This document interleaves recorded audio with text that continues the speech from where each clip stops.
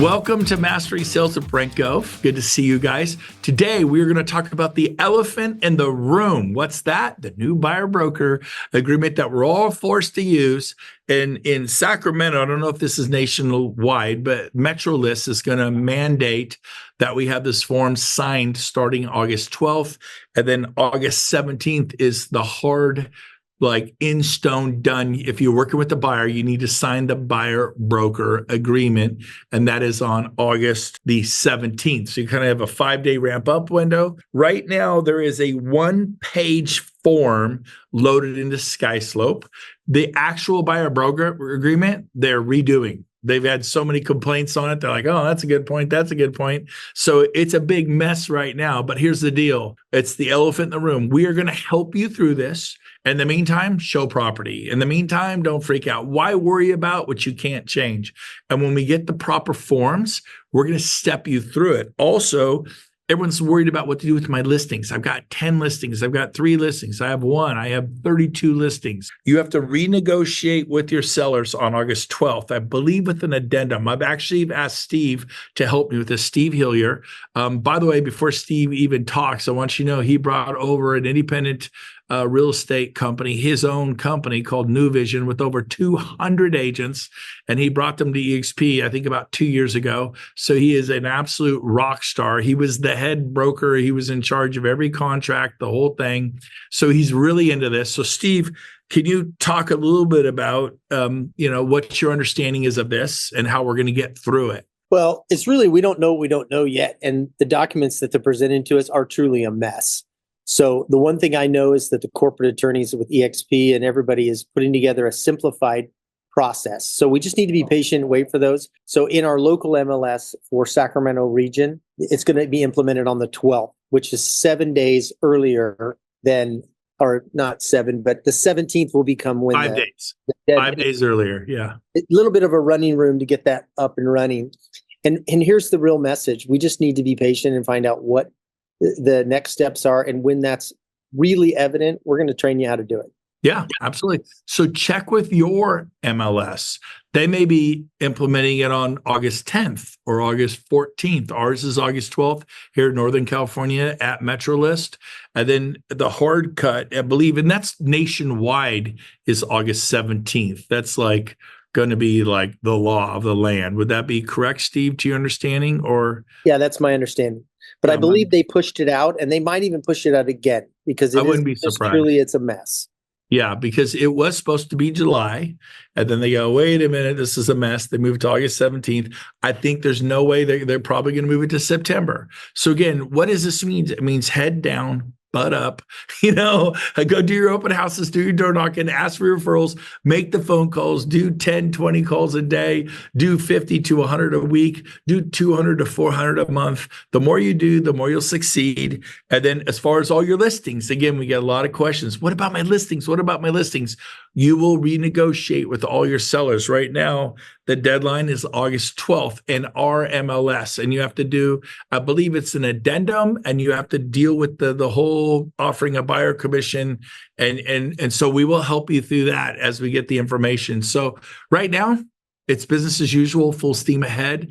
And don't worry about this. We will figure it out, and we will coach you through it. It's going to be great. Steve, any comments you want to add to that, or any other brokers here or people who heard something that you might want to add? We'd love to hear from you. But Steve, any thoughts on that? Well, I've done a lot of research and learned what the whole industry is trying to think about this. And all I know is that it's in a fluid state right now, except the 12th and the 17th. They're more right now, we're told those are the deadlines. You guys, I wouldn't worry too much about your buyers. I wouldn't worry too much about your sellers. They need our services. So just continue to do it as you would normally do it. And when you sit with a buyer and they go, well, I don't want to sign that. I go, every real estate agent in America is required to use this. It's just simple. It's just a mandatory document. And however you present it, make them feel confident that you're going to negotiate this with the seller and that it's going to be very similar to what they've always experienced. Yep. And we can provide you, and we've put it up here before in the chat where, Rob, right, there's some where it says it is mandatory for buyers, an agent to sign the buyer broker agreement before they show a property. And you could actually show them, and it looks like government. It looks like the post office printed it, very official looking. And I go, well, nobody can show you property without one of these. And then you also want to build up all of your, here's what we do for you. Boom, boom, boom, boom, boom. You make a huge list of things that you're going to do for them. And you want them not reluctantly signed, but excited, because here's what we need to create this form. I think traditional agents do this, not much. And here's what I do for you. And you have this huge list. The number one real estate agent in the world for all brokerages worldwide, globally, is a guy named Ken DeLeon. He lives in San Jose, California, 2.5 hours from me. And he makes a list of all the things he does for a buyer, all the things he does for a seller. And it's like 30, 40 things, man. It's just like, oh my gosh, why wouldn't you use the guy? And it's brilliant. And they want to use him. And you're like, well, I'm not sure how to do that. Start with a yellow notepad and get together, maybe pull a group together, 3 or 4 of you. What is it we can offer buyers that makes us different? What can we offer our sellers that makes us different? Ken DeLeon says that at the open houses, we bring in a full espresso bar. We bring in live music. Maybe you have a niece or nephew who plays the violin. They'll come play for you for free. Maybe you have a niece or nephew who works in a Starbucks or a barista, like behind Karen's Suite there. They'll come and set up a little machine and make vanilla lattes and stuff. You can say, we do a full espresso bar. We have live string music. And then when you move out, we're going to have our house cleaners come scrub your toilets and your showers and wash the windows inside and out. My treat. And you work out a deal with your housekeeper, $100. And they're like, done. Sparkle. Or you can scrub the toilets and scrub the showers and wash the windows. And it's up to you, and say, but when you list your home with me, a general contractor will come over for 3 hours. You give them a list. Fix the leaky pipe, fix the cracked tile, figure out why the light on the side of the garage doesn't come on, and give him a list of handyman repairs, and he's going to do it all for you at no charge. And then you work out a deal with your general contractor. Hey, do you want me to keep giving the bathroom remodels? Do you want me to keep giving you the deck remodels and the kitchen remodels? I need your help. We're partnering together. I need you to go do 2 hours. Maybe you can't do 3. 2 hours of handyman repairs. They'll give you a list. Just go punch, knock it out. Probably will lead to more business. We actually get to charge them and do other work. But when you list with me, I have a license, not a handyman. And the truth is, most people, when they get out of prison, become handyman. That is the truth. If he's looking, I'm not kidding. And so I have a licensed general contractor who's going to come fix your house. You give them a list when you list with me. And when you move out, our house cleaners are going to come and you just have this huge list, and it doesn't have to be expensive. He goes, yeah, I'll do it. I'll give you a deal. I'll do it, the whole thing for $150.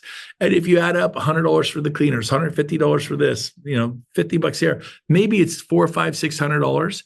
But if you get a $600,000 listing and you earn a 3% commission, that's $24,000. How many would do $1,000 worth of goodies for them and then to make 23? That's how you think. Now his lists are so deep. He actually, on some of his listings, his commissions are 40, 50, 60, 70, 80, 90, $100,000. So he has different lists depending upon the listing he's going to.